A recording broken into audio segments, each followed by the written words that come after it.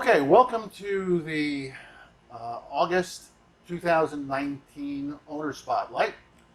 And my name is Glenn Enriquez, and I'm here with Bob Faber and his beautiful Mustang. So, Bob, thanks for taking the time to talk with us. Thanks for Appreciate taking the time to do this. I think most of us have seen your car at the show, and it's a beautiful car. Matter of fact, when I first got here and started looking at the paint is just so deep. Has the car been repainted? No, it's all original, completely stock. No kidding. Yeah. It's just amazingly deep and blemish free. I mean, I obviously didn't look at every part of the car, but what I looked at looked spectacular. Thank you. So tell us about the car. Okay, well, it's a 93 Mustang Cobra.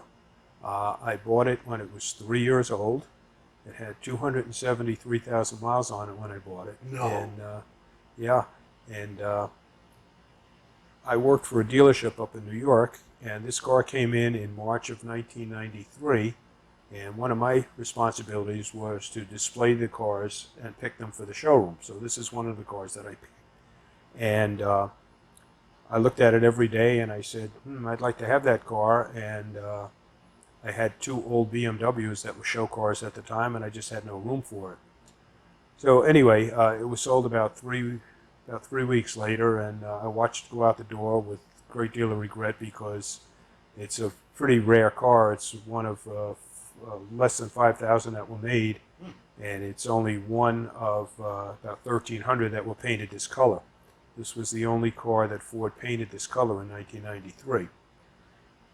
And so I thought about it for a while, and it was gone, and I kept thinking about it, and about 3 years later, the car came back in on trade, and I said, I'm not going to miss it this time.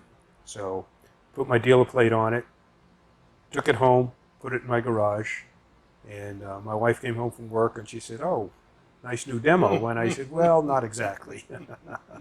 So she said, what do you mean? I said, well, I think I'm going to buy it. So she said, no. She says, we've already got two cars, my car, a demo. Where are we going to put it? So I tossed her the keys and I said, just take it for a ride. And she did, and came back about 20 minutes later and said, when you getting it? And I said, well, I already got it. I said, I just have to do the paperwork tomorrow. And so I did, and that's how I acquired the car. Wow. Now, is she a little bit of a gearhead too? Or? Yeah, she is. She has the white '08 California Special Mustang that's sitting outside, and yeah, she's a car person. Otherwise, I wouldn't be able to do this for sure. Now, did I mishear you? Did you say it had 273,000 miles on it? No, 273 miles on it. Okay, that's better. Yeah, 273, and right now it has about a little less than 8,000 miles on it. I thought I would drive it a little bit more when I got down here from New York, but I'm still putting about 300 to 400 miles a year on it. So it gets about 2 tanks of gas a year. And, Garage queen. Oh, yeah. I've owned a few of those. Yeah. Yeah, we take it out to the shows, the local shows, and it's now over 25 years old, so it's considered an antique from AACA standards, and love to take it to Hershey, but I'm not driving it there. So, Yeah. So the power plant? it's just a 302 5-liter V8. It's got GT 40 heads on it, which gives a little bit more power. And it's got a different exhaust, and some of the things that make it different from a standard GT are the 17-inch wheels, and it does have 4-wheel discs, although it does not have anti-lock brakes. That came out in '94. So it's got some suspension tweaks. It's got LX suspension, which is a little softer ride, so it doesn't ride like your typical old GT. It's a pretty nice ride, and yet it handles pretty well. And by today's standards, 235 horsepower is not very much, but it's pretty quick. It's used well, I'm sure. Yeah. It sounded wonderful when you started it. Yeah, it's completely stock, no modifications to it at all. In fact, I have a set of stock floor mats hanging in my closet for the day when maybe these may wear out. The tires were replaced, not because they were worn, but because they were 23 years old. But the original tires are up in my attic. And the only other thing that's been changed is the battery, and it's got a stock Motorcraft battery in it, so it's 100% stock. Wow. Transmission? It's a 5-speed manual, same transmission as in the Mustang GT of that era, and like I said, it's not breakneck fast, but it's quick enough and suits my purposes. I love a manual transmission. Yeah. I can't get used to all this paddle stuff myself. No. But, Now I have an automatic transmission in my Lincoln because that's the only way they came.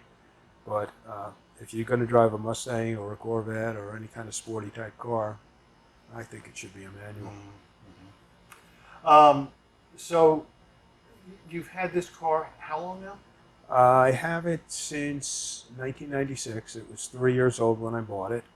Again, from the original owner, and I cheated a little bit because I have all of his original documentation and paperwork, including his original bill of sale, his original key tags, and all of the pertinent information that came with the car. And since I was in the car business, I was able to get a copy of the original window sticker, the original invoice, and the original manufacturer's certificate of origin. Original MSO? Really? Yeah. Wow. Mm-hmm. Wow. And I have that in a binder, which I take with me to shows. That's great, having all that provenance. Yeah, it's all documented. That's Mm-hmm. wonderful. Yeah. So you're a car guy, so obviously this isn't your first love affair. So tell us about some of the other cars you've had. Well, I was Pontiacs back in the mid-'60s when I first started to drive, and I had a 65 Pontiac Le Mans, and I should have bought the GTO, but I was going to college at the time, and gas was all of 25 cents a gallon, Mm-hmm. and I figured the regular Le Mans with the smaller V8 would be more economical to save 25 cents a gallon. Mm-hmm. Not a great idea. Well, And then I had a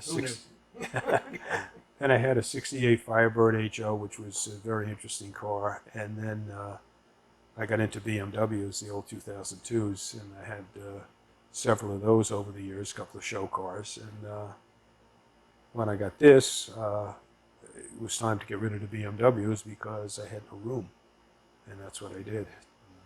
And over the years, we've had 7 or 8 Mustang GTs. Again, working for a dealership, I was able to get real good pricing and bought them at the right time with the right rebates. And over a 10-year period, I had 7 new Mustang GTs. And you don't want to know how much depreciation it cost me. It was almost nothing. Almost nothing. You know, I've had cars, and I always thought that they were going to be classics. And for one reason or another, there was always another love affair around the corner. Exactly. Just, okay, I'll get rid of this one to get that one. You know, if it's in your blood, you can't help yourself. Yeah. So it's always something performs a little bit better, looks a little bit better, but they're all fun. I love them all. I very rarely met a car I truly hated. But, you know. So after the BMWs came the Mustang. Now you obviously attend the shows. We see you regularly down at the Tuesday shows. Do you go to any other shows, or is it primarily the Tuesday?